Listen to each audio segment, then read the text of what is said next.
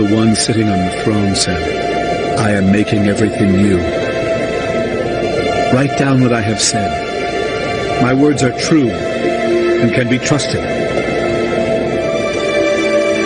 Everything is finished. I am Alpha and Omega, the beginning and the end. I will freely give water from the life-giving fountain to everyone who is thirsty. All who win the victory will be given these blessings. I will be their God, and they will be my people. But I will tell you what will happen to cowards and to everyone who is unfaithful,